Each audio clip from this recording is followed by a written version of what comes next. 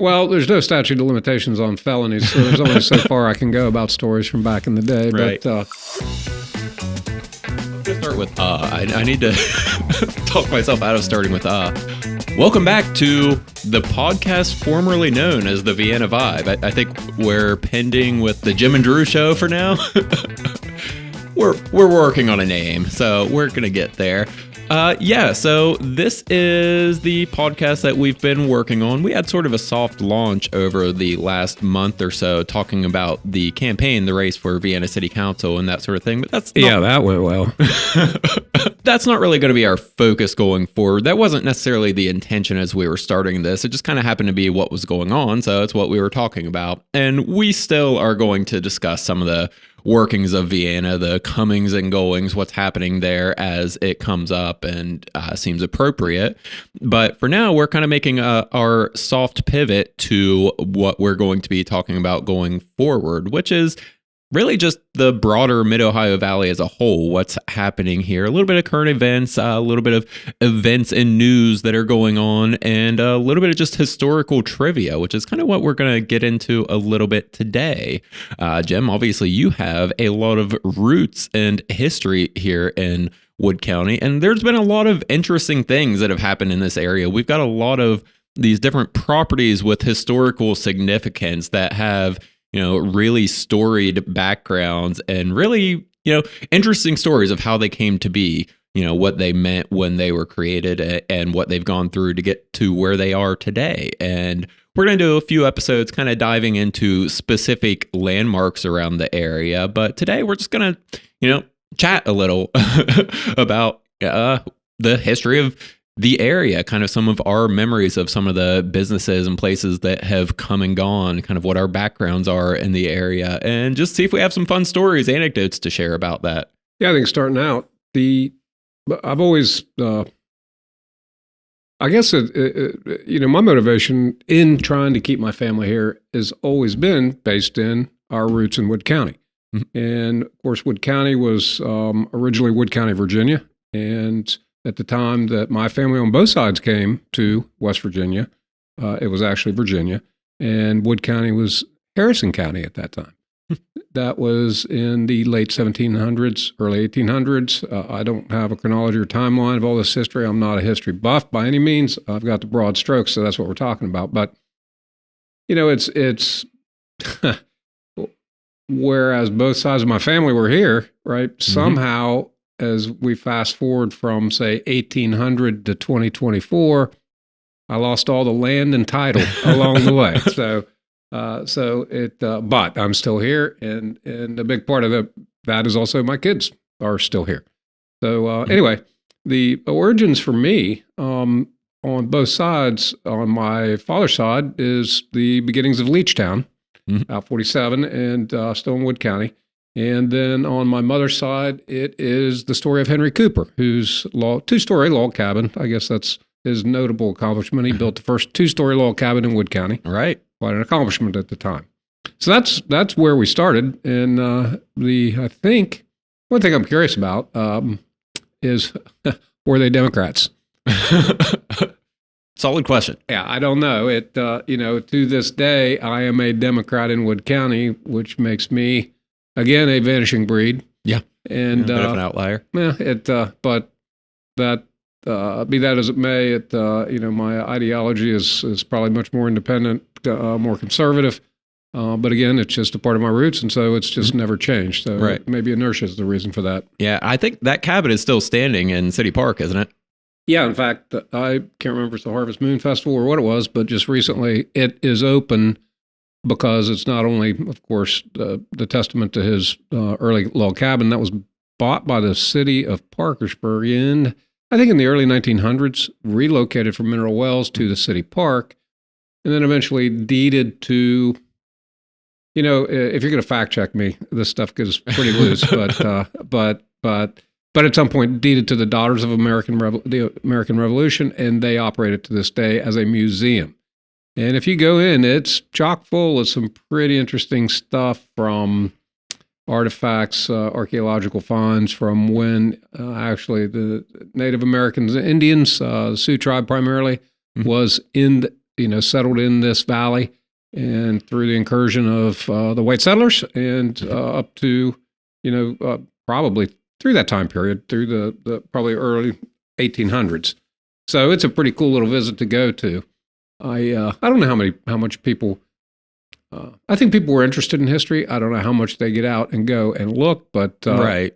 you see Mackey's stuff, and the old newspaper photographs in the early Parkersburg, and those seem to be pretty well received, pretty interesting to people. Yeah. And for anyone who may be watching this that isn't familiar, it's Bob Mackey. He owns Mackey's Clock Repair, I believe it is. And he runs a website that has just a treasure trove of historical imagery of the area. It's very, very interesting. And there's the early Parkersburg, West Virginia and surrounding areas Facebook group that you were talking about that also gets a lot of traction, which also is kind of an interesting point. You mentioned being a little fast and loose with some of the details.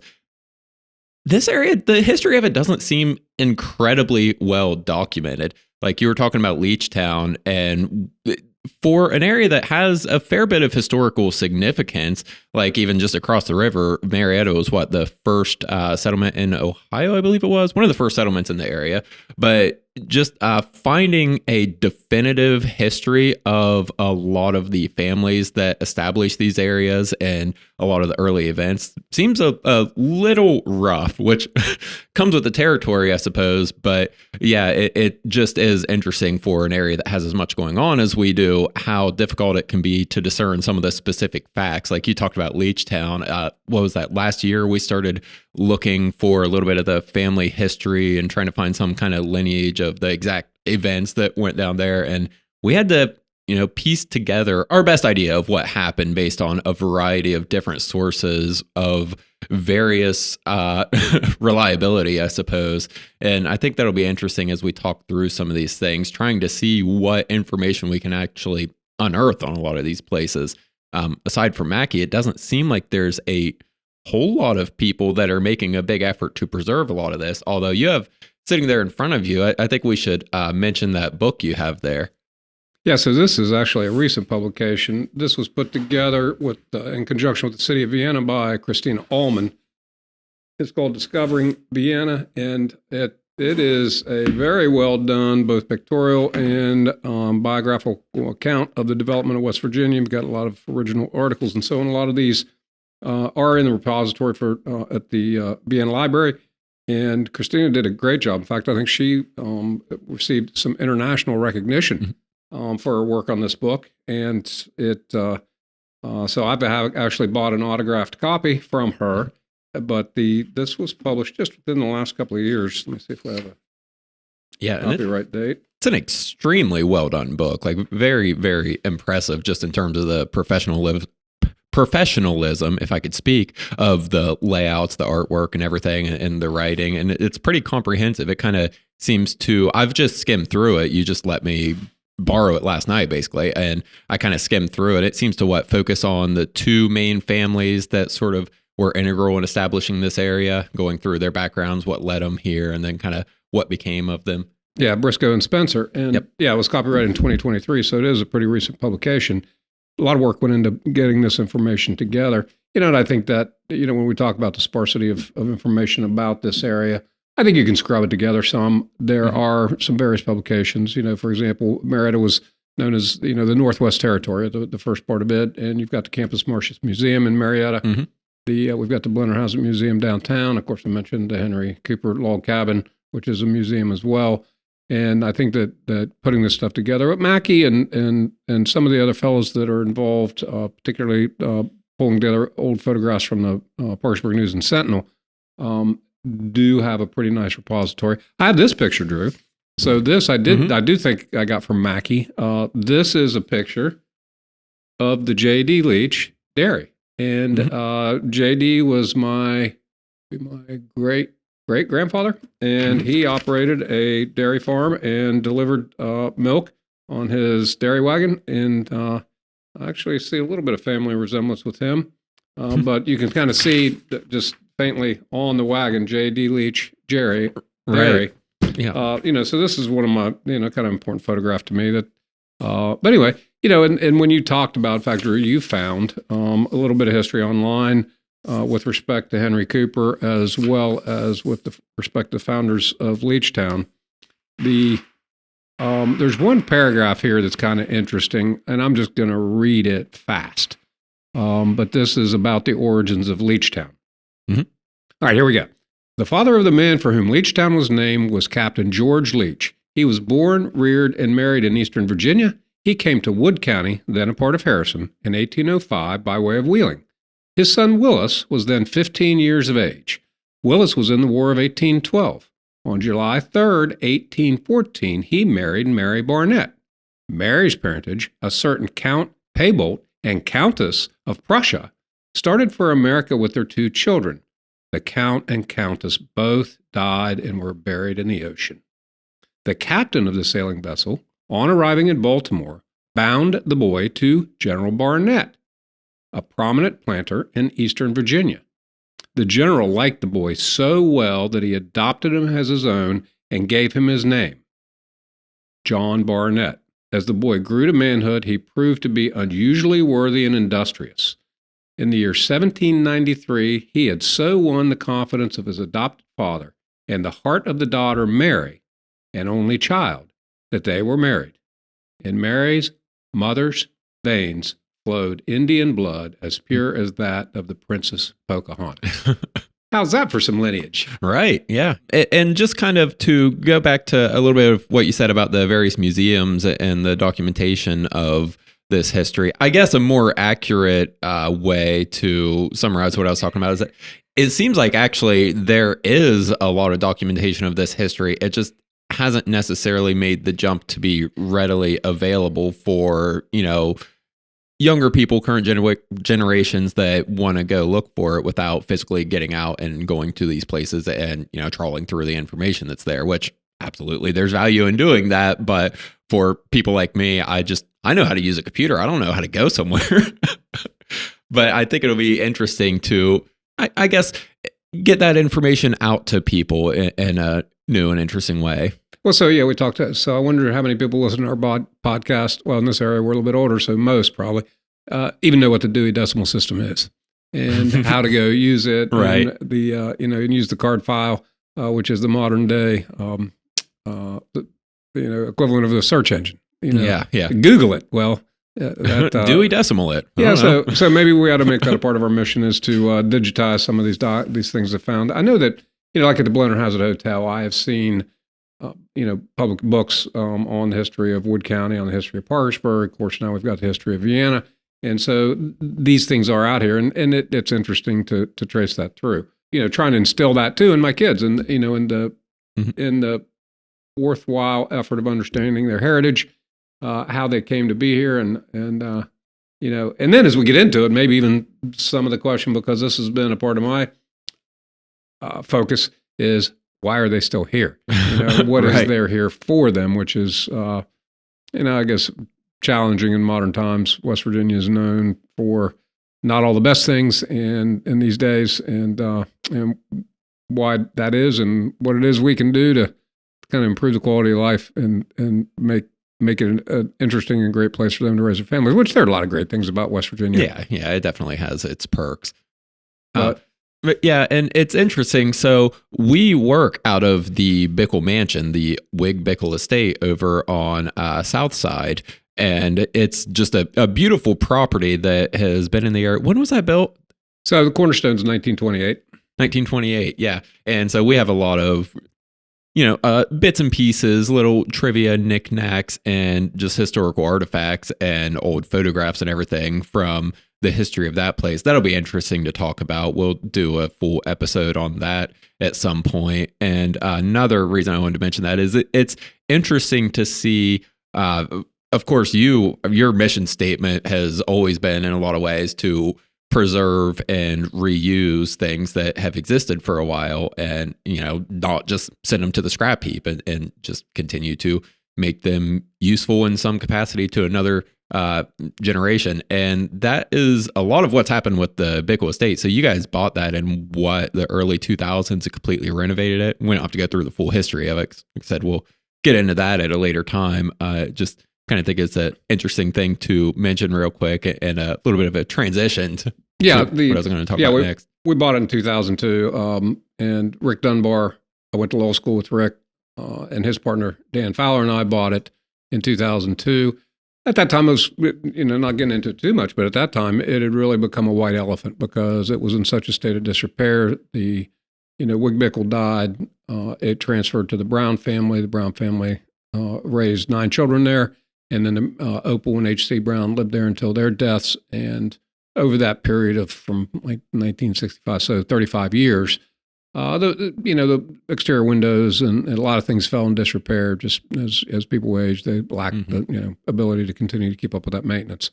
So yeah, in fact, at the time we were looking at it, there was a camper sales company looking at bulldozing that 10 acres on that corner of Martown and 95 to put in their camper sales. And and my family has some history with that Bickle estate after it was sold. I'm related to the Browns.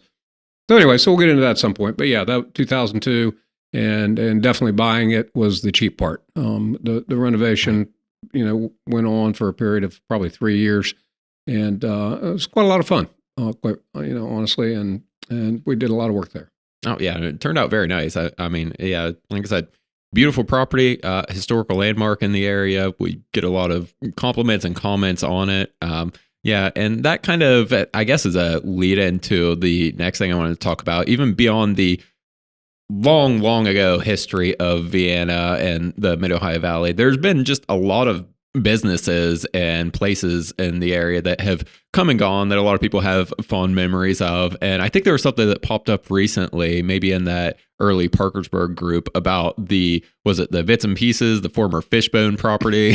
I thought it could just be fun to share some kind of thoughts, anecdotes, stories from some of the places that maybe aren't around anymore. What became of them?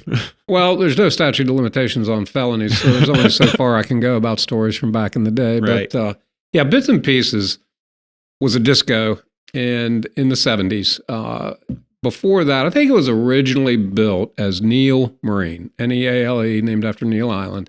And I don't know a lot about Neil Marine and how it kind of came about or what happened, why it went away. My indoctrination to Bits and Pieces would have been in about 1975 when I was a sophomore in high school. Of course, disco's all the rage by then, so it was originated as a discotheque, owned and operated. I don't know if he owned the building or whatever, but a fellow, I'll say a cat by the name of Ollie Leon. Ollie was, he had dark curly hair, some type of Mediterranean descent, really a flamboyant guy. And he was bigger than life, and he ended up dying, I think, in a fiery car crash in a state of the art of the day Mercedes that he was doing probably 130 miles an hour. And that was the end of him and probably the end of Bits and Pieces. But yeah, that post on the internet, it blew up. Everybody has memories of Bits and Pieces. Back in the day, if you could, cobble up a draft card or then, I don't know if you remember, but they had the embossed driver's license with no photograph. And the state of the art at that time, there were several professionals, high school students at that time, that could take a razor blade and they would slice the numbers off of your driver's license and reorient those to make you 18, which of course 18 was a drinking age at that time, not 21. So, with not too much trouble, you could enter an establishment, probably 15, pretty commonly. There was Bits and Pieces, Pier 13. That was over on 13th Street. Everybody remembered Bits and Pieces. It was known for the disco, pretty freewheeling. A lot of fights, a lot of energy went in that building, in and out of that building. Someone mentioned Mike Winters, who was the former Vienna Police Department. Mike was a wrestler, kind of a big, stout guy. He was the bouncer there. I remember, when he would work there, and there were stairs at that time. I don't remember exactly, but yeah, stairs up to the bar. And I remember more than one time Mike chucking people down those stairs. When I was 18, I got hired as a bartender there, and they had what they called the quarter deck. And it was interesting because at that time they had, and I don't know how, I'm thinking it was, modern technology, because inside they had all the bottles of liquor were in this big closet that, you couldn't even see. And they were upside down and put into a siphon or whatever.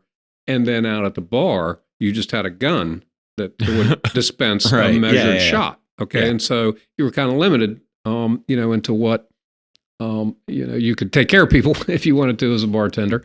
But on the quarterdeck, that system wasn't out there. And so I was the bartender on the quarterdeck, and I was able to free pour. And so I was the popular bartender. Of course. Yeah. So a lot of stories about bits and pieces. A lot of people remember it of my age anyway. Probably one of the most notable when I saw that mentioned as well, and I was working that night, is when Wild Cherry came to town. I do not know Wild Cherry. Wild Cherry, play that funky music, White Boy. Oh, okay. Yeah. All right. Yep. Yeah, I don't know if that was a one-hit wonder, might have been for them. At that time, Grand Central was not, the 4, 5, 6 lanes it is now. It was still just a 2-lane, or pretty much, highway. It would have been Route 14. And I remember cars were parked, lined up. Of course, the parking lot was full, and cars were lined up for a mile or two north and south. The night that Wild Cherry came, it was like a disco mosh pit. I mean, it was just, and I remember, because I remember, I don't remember the amount, but I just remember at that time, Joanna, my wife, that we were dating at that time. And I remember just continually emptying my tip jar to her purse because we just got so much money that night in tips. That was a night to remember. But yeah, Bits and Pieces was definitely an institution here. So it went from Neil Marine to Bits and Pieces.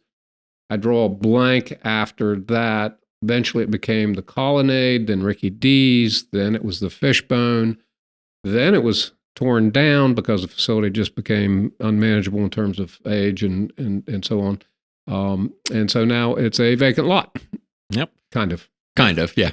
Working on that. And it's funny, there've been, so obviously I'm from, a different generation. I don't know, I'm a pretty reclusive guy. Not like I got out a whole lot going to different bar scenes and stuff, but there've been a fair bit of different venues in the area that actually have attracted, pretty high profile bands to come into the Mid-Ohio Valley. I've been to a few, like, I don't remember, what was the name of that place over on South Side where the DMV is now? Where the DMV is? Yeah, over off of Guyon. I think the building is still there, but I remember at one point it was a club that they were having concerts there. Like 103 brought concerts in. They brought in the band Seether, who, just radio rock band. They're not bad, but they're pretty big and high profile. I went out to a show there several years ago with some of my friends making some very questionable decisions. More yours than mine. So, I guess I'll have to, and that was the album cover for Wild Cherry. Yep.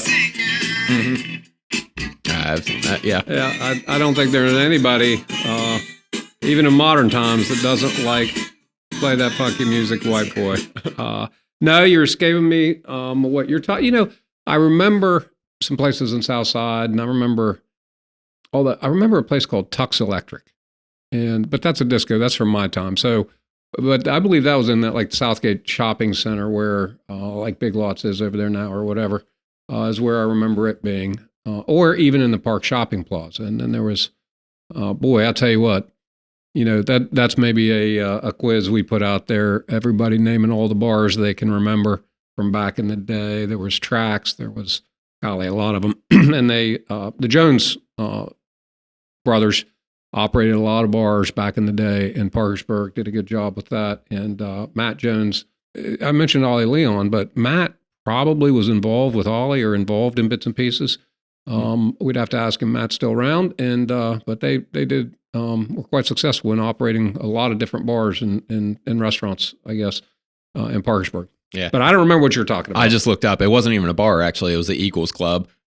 Yeah. Okay, now that does ring a bell, and I know what you mean. And so, what was the name of the band you? Oh, Seether. And then they say this will be of interest to no one except for me and like two other people. But yeah, they had the band Nonpoint, kind of a new metal band. And then they had the band Straight Line Stitch, which was like a mid 2000s kind of heavier metal band, heavier than the other bands that were playing. And the venue security was just getting so mad at people because they were the type of band that brought out and encouraged people to mosh and just get kind of rowdy, which they just did not know how to deal with.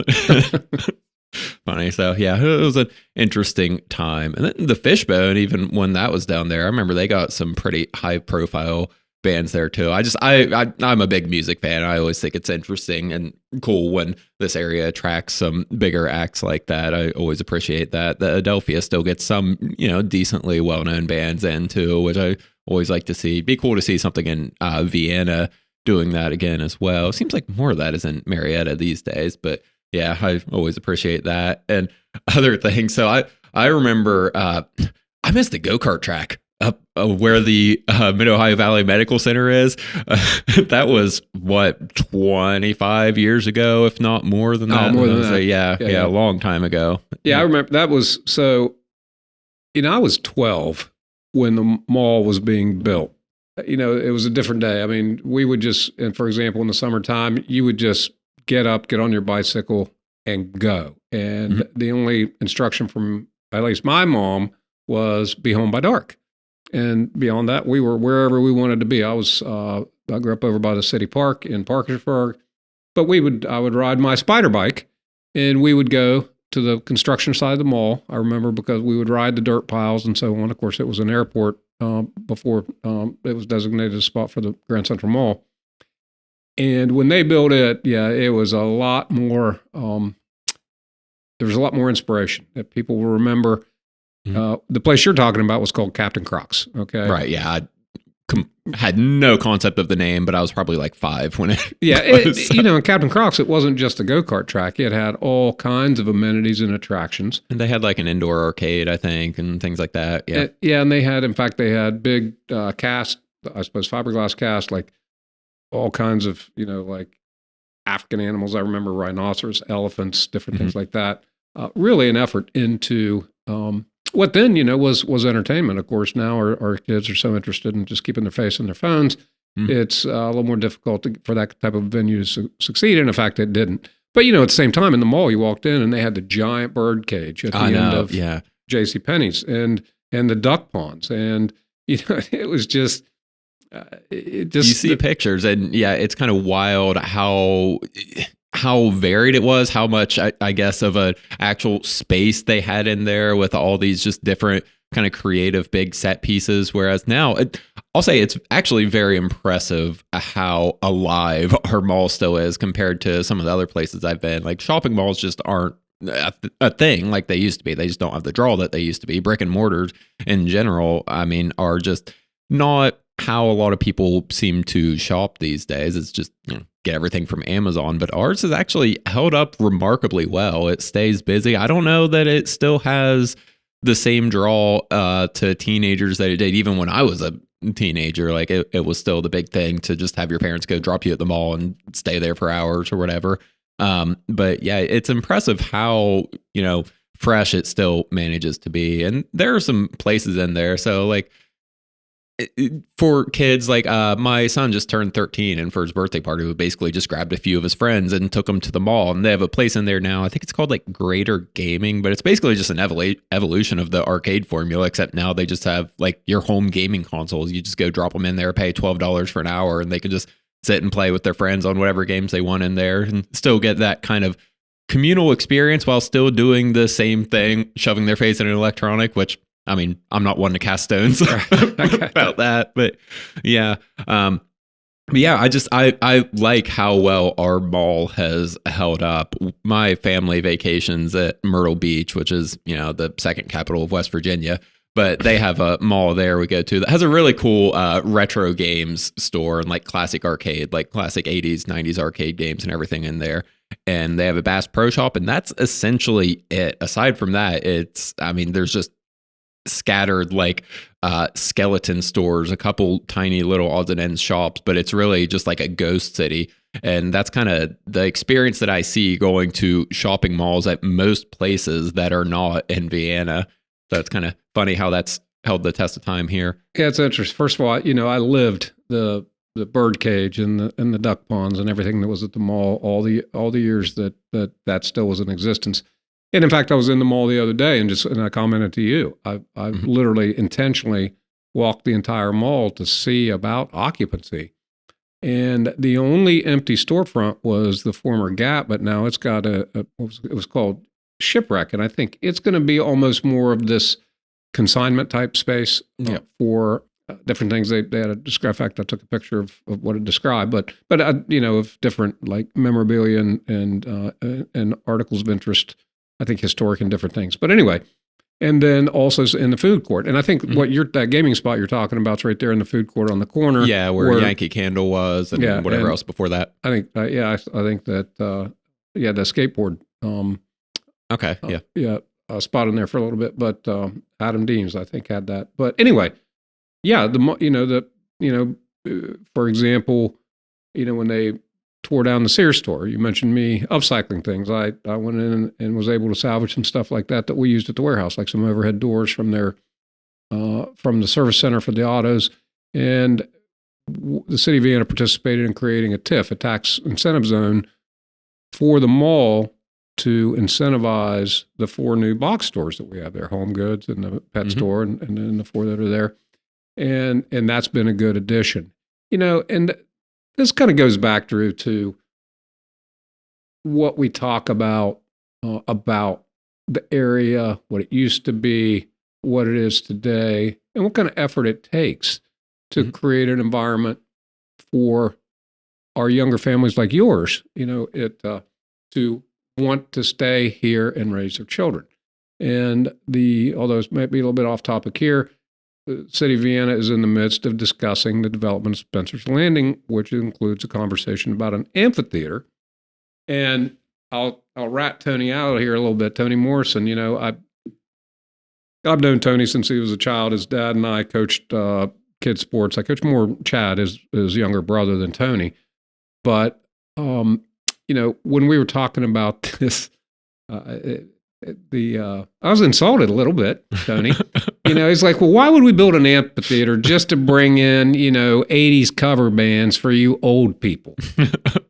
And I'm like, well, maybe it's just us old people who will get off our ass, all right, and bring some talent in here that we enjoy. Nothing is stopping you from using the venue for music that you like and is more appropriate to your age group. So, don't be laying at my doorstep. I think there's a demand for both. So that's covered because Tony and I both, Tony was elected to Vienna City Council. And so we'll be having that conversation from the standpoint of making decisions for the city of Vienna with respect to the development of Spencer's Landing in conjunction with all the other folks on council and the input from the community. All that's really in the works right now with Thrasher Group. So yeah, I think that, in the joining of that amphitheater venue with, the office is calling us, Drew. Oh no, we're caught. Yeah. Decline. So it's going to be real interesting to see the marriage of, again, that kind of an entertainment venue with the riverfront presence for the city of Vienna, which we don't have. I think is an incredibly important part of our future. But going back to my point is, if we want these things as a community, we have to make an effort to support them, right? In other words, if you want, a coffee shop, you got to go buy coffee. If you want the mall to be there, you got to skip Amazon sometimes and go be a patron, not just drop your kids off for a $12, experience, but, go to JCPenney. I mean, JCPenney's is, I just think that making the effort to keep the things in the area that you want, it's real easy to say, well, gosh, it's nice we have these things here. But if you don't support them, they're not going to stay. And it's I suppose my big example would be the Marietta Harbor. All right, I'm a river guy, and my boat has a 100-gallon gas tank in it, and I have the ability to pull my boat drive it about 150 yards and fill it at the Rebel on Grand Central. No problem. I can do it in 30 minutes. I don't do it. I go to Marietta Harbor. I fill up there and I pay, 40, 50 cents more per gallon because it's on the river. I do get marine grade fuel. So that's a bonus. But that's an example of patronizing, I think. These local businesses to, you got to make an effort. That's the point. Yep. I think it's an important one. Oh no, I don't have I was going to promote my Lock 4 coffee here, but I don't have a sticker on it today. But well, I know where that is. But yeah, and I mean, we've been kind of, I guess, waxing nostalgic about the businesses that have come and gone. But I mean, there's a reason for all of them that have gone, and it was just because they eventually, at some point, it just didn't make financial sense, and it won't make financial sense for these places that we like to stay around here if people don't go out of their way to make an effort to support them. So, I mean, yeah, that's a good point. So when you talk about, back in the day, and you can see a lot of this on Mackey's website, the industrial base that was in Parkersburg is incredible. Visco was the largest rayon plant in the world at the time. Just Parkersburg Steel. I mean, just industry after industry after industry that was here. In fact, our podcast booth is sitting in the original DeMuth glass plant. All right. Now it's being developed as an industrial storage facility warehouse. People talk about trying to bring industry back, and that's always a worthy conversation. The times are different. I don't know the viability of trying to attract businesses, so there has to be, the understanding and effort as to what is the modern day, I don't know what to call it, a commercial base for an area like ours. What is it? Because you see a lot of service, restaurants, medical, of course, is huge given the aging population we have in West Virginia. You see WVU Medicine and Memorial Health Systems just continuing to grow and grow and grow. And that, I think Camden Clark is the biggest employer, for example, in Wood County, I think. But, as opposed to, for example, DuPont, right? Right, yeah. And so that's challenging for our times. It's, but you say, wax nostalgic, but also look into the future and being inspired and creative and, willing to put in the work to say, what does it take to draw new business and what type of business here? And we're looking for the city of Vienna, where we're looking at that now, because we've got like old Vienna, right? That we've talked about a little bit as we were doing through that campaign. And I'm real curious to see what happens there. Because you got the Miracle Mile, right? In other words, the mall and all the associated retail and restaurants and chain restaurants that runs pretty much from, call it Lakeview Drive, which is in no man's land. It's not in Parkersburg, not in Vienna, right in that complex, the Lakeview Plaza, north to the end of the commercial zone in Vienna, which is 34th Street. And you've got all the retail up to about, call it 23rd Street. But from 23rd to 34th, you've got what I call, and I think is referred to as Old Vienna. And we've got, original buildings there that have historic significance that are still intact. And, Vitrolite Hardware Store, the Noe building, all of these are examples. This is not dramatic, Victorian architecture in Old Vienna. They're basically square block brick buildings, but they are a part of our heritage. Right, yeah. And I mean, those have their charm too. So. Yeah, and so it's so do we develop that into, like we just, it's a little bit of information out there. We just redid what had been originally built as a residence, but it was in the commercial zone in Vienna, and we just rehabilitated it and created a space that my son Morgan moved his law office into, and it's turned out really well. But when he walks out the door and says, "Well, gosh, let's go to lunch," right? You've got just pretty limited options. You got the bodega, which coffee shop, which is more pastry and so on.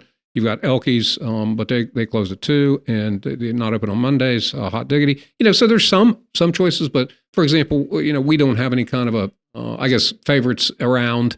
Would be like Southern Craft, and so we don't have any kind of a local flavored local. It would be nice to have, a locally operated restaurant in that area because you do have realtors, you have professionals. You got Chuck Nossinger's insurance agency there. You have several small businesses, professional people, entrepreneurs that are operating their businesses that they, have very limited options as to when they walk out to go to lunch, or and absolutely not possible, to walk out after work and maybe want to go have a beer somewhere in walking distance of their office. Right. Unlike Marietta.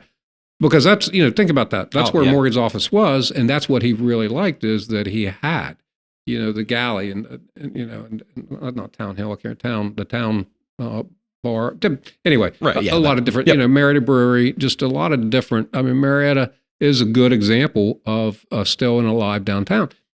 And if you look at Parkersburg, it seems to me, and it's not where my focus is, but you've got downtown PKB, and and that group works in conjunction with Wood County Economic Development Authority. And I think that downtown Parkersburg, correct me if I'm wrong, but let's say is doing much better than it had in decades past. Do you have a sense of that? They've been putting in a substantial effort. I'm just not a nightlife person. I don't have a sense of how it does, like on, a weekend evening, but there are plenty of options there, it seems to me, for people that are, like a lot of it's really just on Market Street, but I mean, you have all those different places, not the coffee bar anymore. I think it's the cocktail bar now, and Parkersburg Brewing Company, and several different places around there. So they definitely, again, no, personal observation of this, but it seems like they have the ingredients there for an active nightlife, and they have been pushing for that. Like downtown PKB seems to do a lot to promote that area and the different events they have going on there. Yeah, you've got, the Taste of Parkersburg, and specific events, but it's more like the day in, day out. Yeah. I just saw that, I noticed, so there was an antique store in Vienna where the Old People's News was, and I don't know if that's what it was called then, but it's now called Sanford and Wife. And he moved from Vienna, then he moved to a little strip shop there on Murdoch, about just up from Horner and Harrison. And then I saw they pulled out of there, and I thought, oh, that's a shame, because I go in there and they have a lot of, they work pretty hard at maintaining a good selection and quality of antiques and different things in there. Really interesting store. And then I noticed they're down now beside the Crystal Cafe. Oh, okay. Yeah, in downtown Parkersburg. Yeah. And it's also now it's Sanford and Wife, and it's antiques and museum. Oh, cool. Right. Yeah. So they've introduced an element of that historic nostalgia. I don't know, I haven't been in there yet, but I am definitely, it's on my list of I want to stop in. Mm-hmm. So that was interesting. But yeah, that's what we want to see, in Vienna, is the development of this old Vienna in a way that makes sense for our citizens, in conjunction with the development of Spencer's Landing. Because if you think about that square between, really from 28th Street to 34th Street, that whole block, Manville originally, with both the Riverside and the production side, is about 35 acres right in the heart of Vienna. Mm-hmm. And of course, the Riverside has been retained by the city of Vienna for development for a community's use. Production side remains to be seen how it will be developed. But that whole block right there has a lot of opportunity for Vienna, for development, for some pretty cool stuff. And there's a lot of ideas swirling about right now. A lot of people have opinions about it. Mm-hmm. Just a quick, the Thrasher Group. We're going to have to wrap up before too long. We're high demand. Yeah. We're about at a stopping point. Anyway, so yeah, I mean, they did a survey. The first survey we did on Spencer's Landing, we got about 71 responses. Mm-hmm. Then this one was conducted by the Thrasher Group, really in a much more structured, I guess, well thought out format than just kind of, they just, and there was a lot more publicity surrounding, getting people's attention to participate. And I think we got over 1,000 responses. With 10,000 people in Vienna, that's 10% response on a survey. I think your average is what, about 2%? No idea, but that, sounds realistic to me. Yeah. So a lot going on from the days of Henry Cooper and Captain George Leach, mm-hmm. To modern day life. It's changed very much so. We just come through this election cycle, and now it's a brave new world that we're waiting to see how it's going to evolve from the national stage down to the state city. We've got, all new leadership in the state of West Virginia. Like, for example, Joe Manchin did not run. Jim Justice has taken his seat. Ed Morrissey now is our governor. So we're going to see how this shakes out. But they say all politics is local. The ground game we're focusing on is here in the Mid-Ohio Valley. And it's part of the reason we're doing this podcast, to make people aware and hopefully give them ways to get involved. Yeah, I'll say there's no end to the potential to bring in new 80s cover bands. So yeah. Okay, so that there we go. Is that going to be where we're going to wrap up for today? just on the 80s cover bands, yes. On the 80s cover bands. Yeah, I think that's a good stopping point for today. Like I said, we just wanted to chat a little bit, a couple of anecdotes about a little bit of the historical significance of Vienna, kind of the little bit of what has happened in the past in the area, our thoughts and memories of some of those things, and where we are now and where it is going forward. Like I said, we'll probably be look at the Leach Dairy Farm. We'll do a little more of a focused look at a few of these different places going forward, and along with just a variety of topics, things that are going on in the Mid-Ohio Valley. But for now, I think that's probably going to do it. So this has been the podcast formerly known as the Vienna Vibe, the Jim and Drew Show, the something. If you have a suggestion for a name, you should give us a suggestion for a name. We'll probably come up with something. Well, I think that I know that one of the things that Drew and I have talked about is trying to make this something that's going to be interactive with folks to give us ideas about things to talk about, and also response to topics that are of interest, current events. So yeah, I'm looking forward to it, Drew. Thanks for, and I want to give a shout out to Drew for setting up this podcast room. He designed it, he put it together. I provided a little bit of labor, but I did. He provided Lincoln.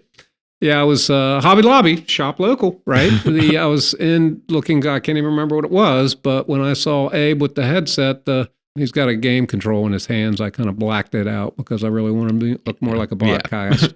But I think that shop local, I think, is going to be a part of, really what our message is going forward. Yeah, I like that. And also, I'm just going to throw out, if you have any of your, favorite businesses that have come and gone, favorite memories at any of these places we talked about, we'd love to hear that. We would be happy to read some of your responses on air on the next episode. So leave those in a comment. Yeah, gosh, remember, what was it? The big grocery store they built outside the mall now where like Panera Bread is, something. It's so funny. You've these names, and all of a sudden you're like, oh yeah, I remember that. It'll come to you 2 days later. Yeah. So that would be an example.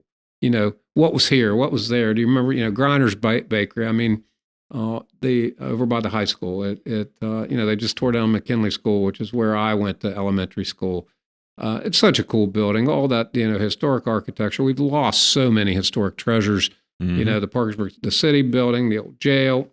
And I understand, the difficulty, even just like, there was nothing spectacular about the Neil Marine building, restaurant that it was, but when you see, Bosley or Jimmy Harper or Hank Oldacre showing up with the long stick excavator to take down another structure in our community, it's like, damn. I know. I understand from a practical standpoint, but it hurts a little to see, those things disappear. Well, maybe we can highlight some things that in the future. And what's the most recent, right? The City Park Pavilion just came down, right? Yep. Jimmy Harper took it down, and I grew up in the City Park, and when I grew up, the City Park, which you can't do anymore, specifically for this reason, they stopped it. But Friday night, right, when somebody had a driver's license, you would just cruise the park around and around and around and again, and the park pavilion and literally the concession stand. And so let me see if you ever remember this, and we'll wrap up with this, Drew. So across from the pavilion was a concession stand, right? Okay. And it was a brick building. It's built in the same time period architecture. In fact, I have to bring you this because I have a picture from the Parkersburg News and Sentinel of my mother taking a drink from the water fountain newly installed when they built that concession stand. Vicki has it. My sister has it hanging in her house. But let me see if you ever had one of these. Beside that, or right in front of this concession stand, there was a little penny arcade device. You put the penny in it, and it had a knob.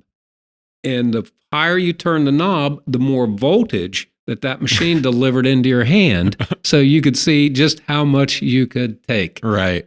Ever seen any one of those?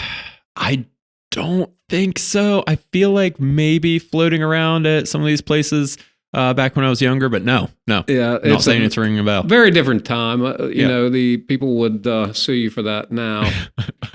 Penny shock. So people still carry on that tradition. While you're looking that up, I'm just going to give an example from a different universe of how people are still doing those kind of things. So yeah, so that's what they look like. That's funny. Yep. Yeah, people still get their jolts in different ways. Like I'll see videos of, so I'm a big gaming nerd, and of course I'm going to go out on a limb and assume you don't play a whole lot of video games, but like all the motor controllers have, vibration and everything. And there are people, you'll see people doing like challenge runs on these more difficult games where they modify the vibration motors to give you a physical shock. So if you get hit, they actually get shocked and they're like, ah. There you go. Well, This says electricity cures many ills. Drop coins in slot, grasp handles, turn right one slowly. And it shows the voltage, 1 cent here, up to from 100 to 500 on this dial. Anyway, so, it was a different day. All right, Drew, we got anything else? I think that's probably good for now. We could keep rambling, but I think we've probably gone on long enough. So, again, appreciate you guys for listening. Thank you for tuning in. All right, thanks a lot. See you the next time on the Drew and Jim Show. Yeah, whatever we call it. All right. Yeah, that.